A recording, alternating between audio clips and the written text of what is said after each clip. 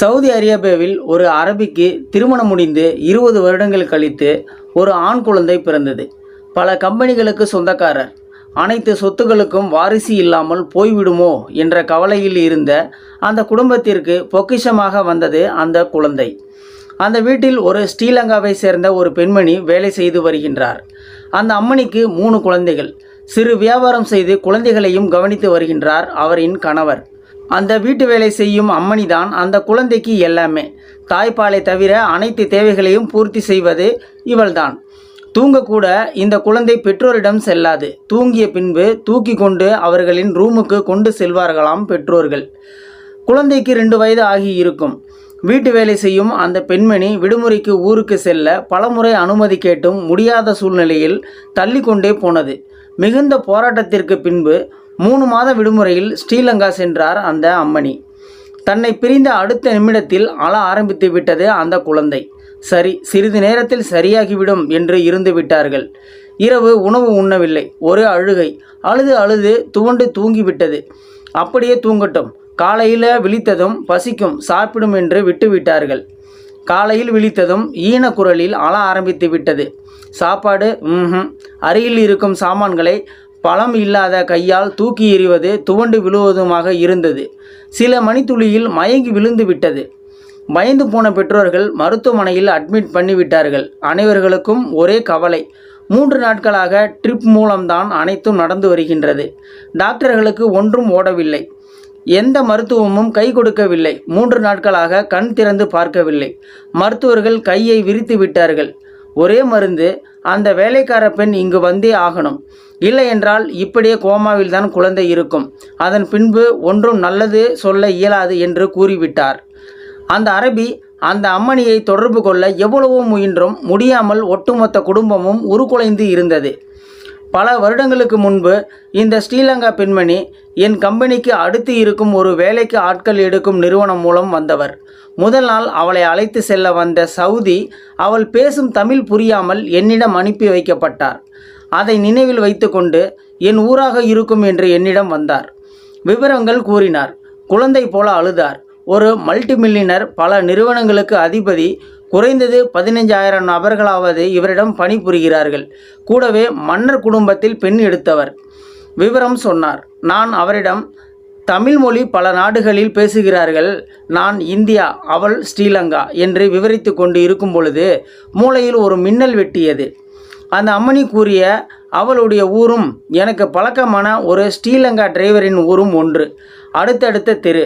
அவரை பிடித்தேன். அவரின் மனைவிக்கு ஃபோன் போட்டு அடுத்த தெருவில் இருந்த வேலைக்கார அம்மணியை தொடர்பு எல்லைக்குள் கொண்டு வந்து சவுதியிடம் பேச வைத்து விட்டேன்.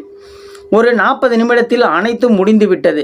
ஆனால் அந்த வேலைக்கார அம்மணியோ, நான் வந்து 4 நாள் தான் ஆகின்றது, கணவனுக்கு இளைப்பு நோய் வந்து மருத்துவமனையில் அட்மிட் பண்ணி இருக்கின்றோம், நான் எப்படி வர இயலும் என்று தன்னுடைய இயலாமையை கூற, சவுதி என்னிடம் பேச சொல்ல, நான் இந்த குழந்தையின் நிலைமையை சொல்ல, அவள் அழுக, அவளின் சூழ்நிலையை சொல்ல, அனைத்தையும் சவுதியிடம் கூறினேன்.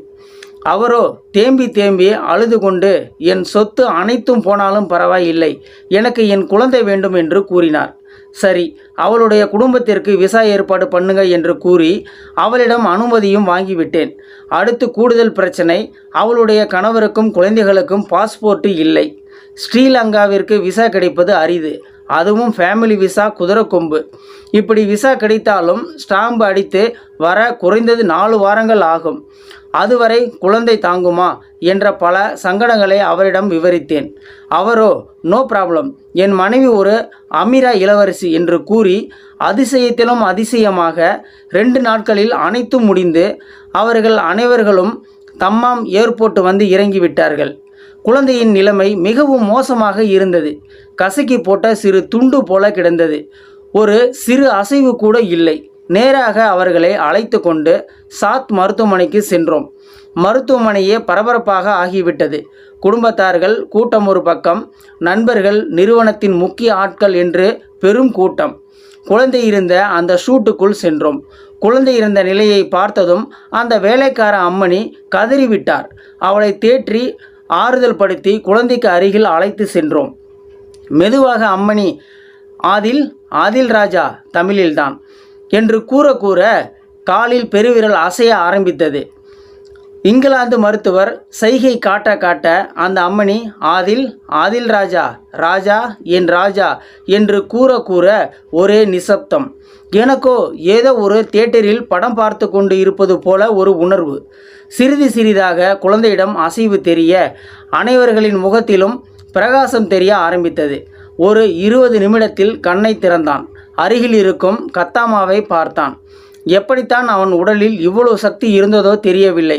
சடார் என்று எந்திரிக்க, உடலில் இணைக்கப்பட்ட வயர்கள், டியூப்கள் எல்லாம் தெறிக்க, அவளை கட்டிப்பிடித்து முதுகில் குத்து குத்து குத்து என்று குத்தி, கருத்த அவளுடைய முகத்திலும் கழுத்திலும் முத்தங்கள் பொழிய, அனைவர்களுடைய கண்களிலும் கண்ணீர் உருண்டு ஓடியது. எத்தனை பாசமலர் படம் பார்த்தாலும் இந்த காட்சி கிடைக்காது. அங்கு வந்து இருந்த அனைத்து பெண்மணிகளும் அந்த வேலைக்காரியை மொத்தத்தால் நனைத்தார்கள். சிறிது நேரத்தில் அந்த வளாகம் குதூகலமாகவும் சந்தோஷமாகவும் ஒரு பார்ட்டி ஹால் மாதிரி உருமாறிவிட்டது. அந்த வேலைக்கார பெண்மணி சாப்பிட்டு கொண்டு இருந்த எச்சில் பட்ட கேக்கை அந்த குழந்தை பிடுங்கி தின்ன, கூடியிருந்த அனைவர்களும் ரசித்து பார்க்க ஒரே பரவசம்தான். அப்புறம் அவருடைய கணவருக்கு அதே மருத்துவமனையில் அதே ஷூட்டில் மருத்துவம், அவர்களின் நிறுவனத்தில் நல்ல ஊதியத்தில் வேலை, குழந்தைகளுக்கு நம்ப முடியாத பள்ளியில் உயர்ந்த கல்வி.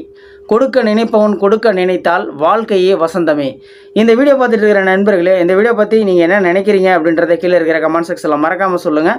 வீடியோ பிடிச்சிருந்தா ஒரு லைக் பண்ணிக்கோங்க. இந்த வீடியோ முடிஞ்ச அளவுக்கு மற்றவங்களுக்கும் ஷேர் பண்ணுங்கள். இது போன்ற செய்திகளை நீங்கள் தொடர்ந்து பார்க்கணும் அப்படின்னு நினச்சிங்கன்னா நம்ம சேனலை சப்ஸ்கிரைப் பண்ணிக்கோங்க. மறக்காமல் பெல் சிம்பலையும் கிளிக் பண்ணிக்கோங்க. நன்றி, வணக்கம்.